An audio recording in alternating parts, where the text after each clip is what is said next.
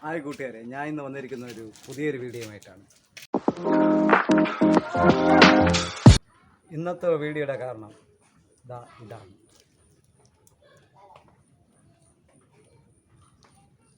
ഇതെന്താണെന്നല്ലേ, ഇതൊരു താമരയുടെ വിത്താണ്.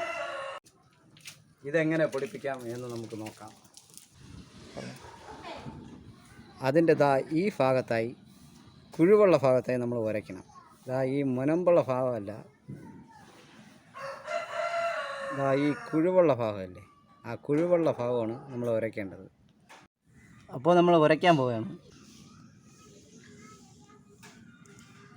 ഇത് കണ്ടില്ലേ, ഇതിൻ്റെ ബ്രൗൺ കളർ ആവുന്നവരെ ഉരയ്ക്കുക.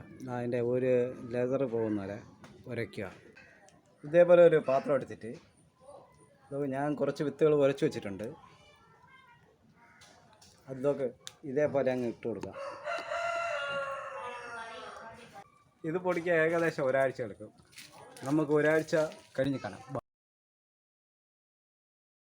ഒരാഴ്ച കഴിഞ്ഞിട്ടുണ്ട്. നമ്മളെ താമര വിത്തിൻ്റെ അവസ്ഥ ഇതാണ്.